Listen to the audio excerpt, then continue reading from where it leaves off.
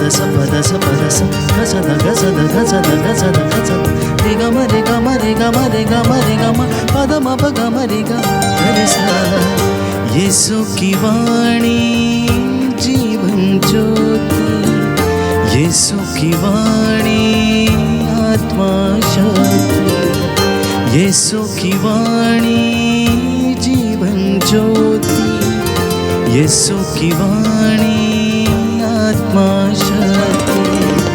जो इस वाणी पे है चलता अनंत जीवन मुक्ति पाता, जो इस वाणी पे है चलता अनंत जीवन मुक्ति पाता।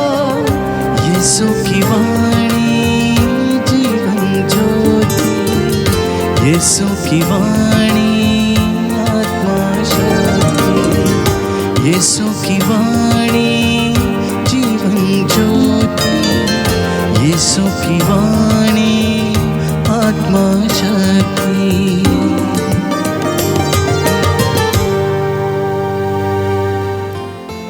पहला पाठ नबी जकरिया का ग्रंथ, अध्याय 2, पद संख्याएं 5 से 9, 14 से 15। मैंने आंखें उठाकर एक दिव्य दृश्य देखा। मैंने हाथों में नापने की डोरी लिए हुए एक मनुष्य को देखा और मैंने पूछा, आप कहाँ जा रहे हैं? उसने मुझे उत्तर दिया, मैं यरूशलेम नापने और यह देखने जा रहा हूँ कि उसकी लंबाई और चौड़ाई कितनी होगी। जो स्वर्गदूत मुझसे बोल रहा था वह आगे बढ़ा और एक दूसरे स्वर्गदूत ने उसके पास आकर कहा, उस नवयुवक के पास दौड़कर कहिए, यरूशलेम में मनुष्यों और पशुओं की इतनी भारी संख्या होगी कि उसके चारों ओर 4 दीवारी नहीं बनाई जाएगी। प्रभु यह कहता है, मैं स्वयं उसके चारों ओर आग की दीवार बनकर रहूँगा और अपनी महिमा के साथ उसके बीच में निवास करूँगा। प्रभु कहता है, हे सियोन की पुत्री, आनंद का गीत गा, क्योंकि मैं तेरे यहाँ निवास करने आ रहा हूँ। उस दिन बहुत से राष्ट्र प्रभु के पास आएंगे, वे उसकी प्रजा बनेंगे, किंतु वह तेरे यहाँ निवास करेगा। प्रभु की वाणी। ईश्वर को धन्यवाद। प्रभु आप लोगों के साथ हो और आपकी आत्मा के साथ। संत लूकस के अनुसार पवित्र सुसमाचार। हे प्रभु तेरी महिमा हो।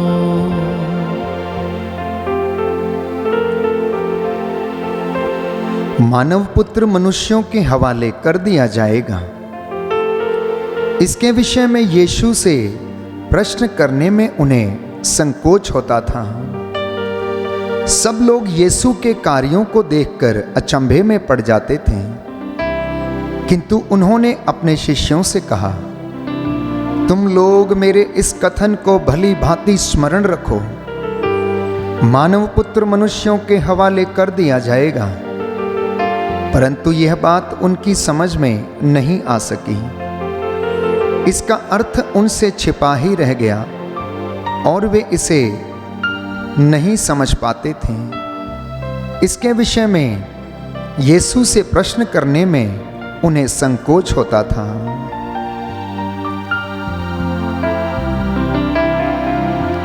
प्रभु का सुसमाचार है। हे क्रिस्त तेरी स्तुति हो।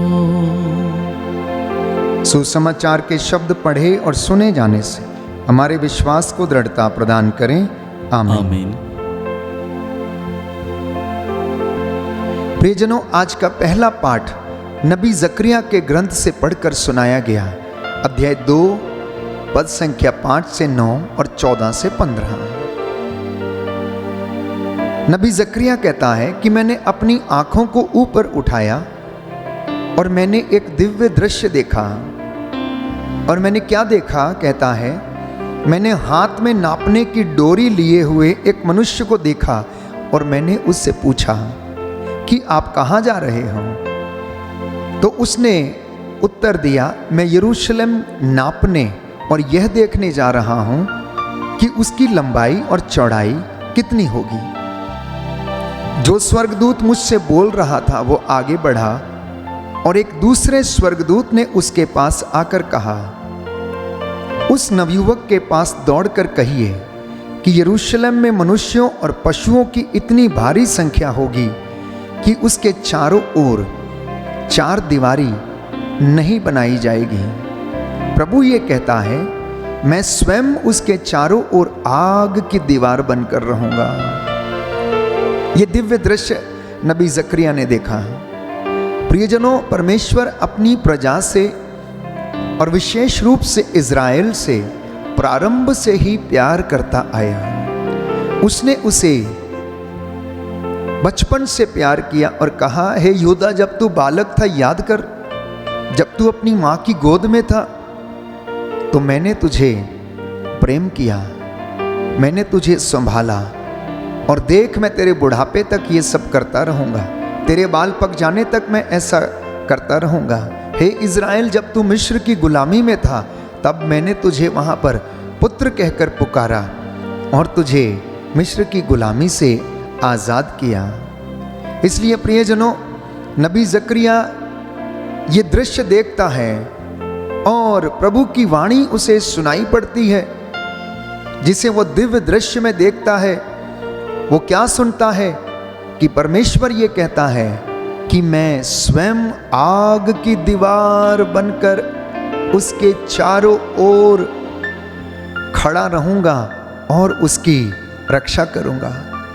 एक चरवाहा जिस तरह अपने झुंड की रक्षा करता है, उसी तरह प्रभु हमारी रक्षा करेगा। बोलो आमीन, आमीन, हालेलुया, हालेलुया, हालेलुया, हालेलुया। हे प्रभु यीशु, हे प्रभु यीशु, आज के इस वचन के द्वारा आज के इस वचन के मेरे द्वारा जीवन में मेरे जीवन में चंगाई आ जाए, चंगाई आ जाए, शांति आ जाए, शांति आ जाए। Hallelujah, hallelujah, hallelujah, hallelujah. इसलिए नबी यिर्मयाह लिखता है अध्याय 31 पद संख्या 10 से 13 में कि हे राष्ट्रों, प्रभु की वाणी सुनो, सुदूर द्वीपों में यह घोषित करो कि जिसने इज़राइल को बिखेरा वही उसे एकत्र करेगा, ठीक वैसे जैसे कि एक चरवाहा अपने झुंड की रक्षा करता है।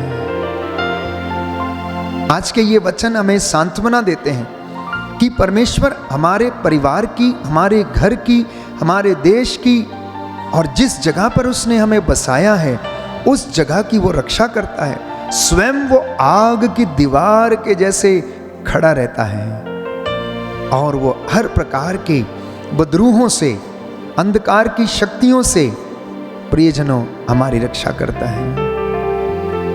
प्रभु यीशु अपने शिष्यों को चेतावनी देते हैं, उन्हें बताना चाहते हैं, समझाना चाहते हैं कि देखो वो समय आएगा जब मानव पुत्र जल्लादों के हवाले कर दिया जाएगा। वे उसे मारेंगे, उसे दुत्कारेंगे, उसे क्रूस उठाकर चलना होगा, अत्याचार सहना पड़ेगा। लेकिन वे इस बात को समझ नहीं पाते हैं क्योंकि अब तक वे पवित्र आत्मा से परिपूर्ण नहीं थे। इसलिए वो प्रभु की बातों को आत्मसात करने में पूरे नहीं होते।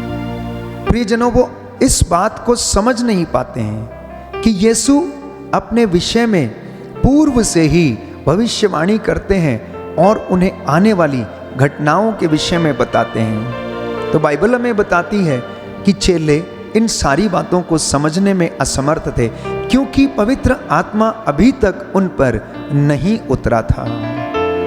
इसलिए वचन को समझने का ज्ञान उन्हें अभी तक नहीं मिला था।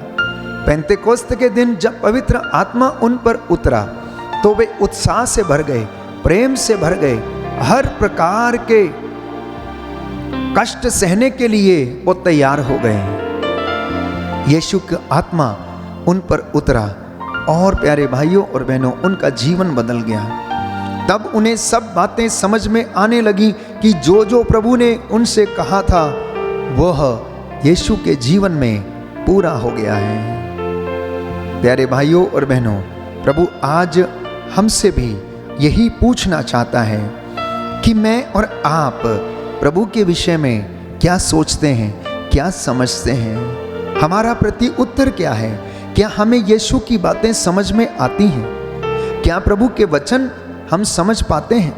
क्या उन्हें अपने जीवन में पूरा करने की कोशिश हम करते हैं? अगर हम इन वचनों को पूरा करने की कोशिश करते हैं तो मैं आपको विश्वास दिलाता हूं कि प्रभु कहता है वो हमें अपनी आशीषों से भर देगा, हमें अपना भव्य मंदिर बना लेगा और वो हमारे साथ रहेगा।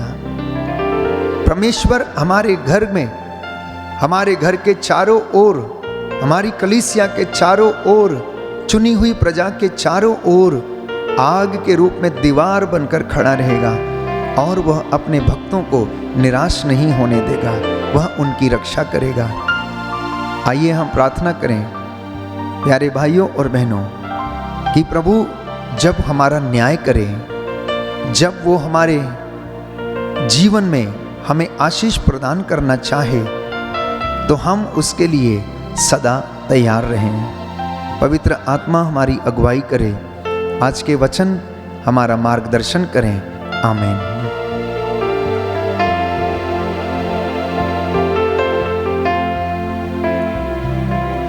सिरों को झुकाइए, मैं आपके लिए प्रार्थना करूंगा। हे सर्वशक्तिमान शाश्वत ईश्वर, सर्वव्यापी ज्ञानी पिता, हृदयों की थाह लेने वाले ईश्वर, जीवन देने वाले, चंगा करने वाले ईश्वर, सारी दुनिया को चलाने वाले ईश्वर, हम तेरी आराधना करते, तेरी महिमा गाते हैं। हे प्रभु यीशु, तू चंगाई दाता है, मुक्ति दाता है। आज का वचन हम अपने जीवन में आत्मसात कर सके। आज के वचन के द्वारा हमारा मार्गदर्शन कर, हमें अपने वचनों को सुनने और समझने की कृपा प्रदान कर। तेरी आत्मा हमारा मार्गदर्शन करे, हमें संभाले और हर प्रकार की रोग शक्तियों, बीमारियों से बचा कर रखें। हम तेरे वचन में बढ़ते जाएं और तेरी आत्मा के द्वारा जीवन प्राप्त करते जाएं। जितने लोगों ने आज का ये वचन सुना है, हे प्रभु यीशु, इन्हें इनके जीवन में, इनके परिवारों में, इनके खेत खलियानों, बच्चों के जीवन में आशीष प्रदान कर। इनके दफ्तरों में तेरे रूह का दुगना मसा छाए और प्रभु यीशु इन्हें अपनी आशीष में सदा बनाए रखने की कृपा कर।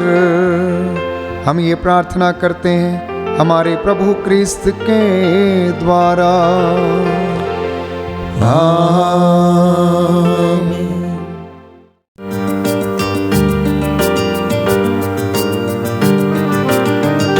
यीशु की वाणी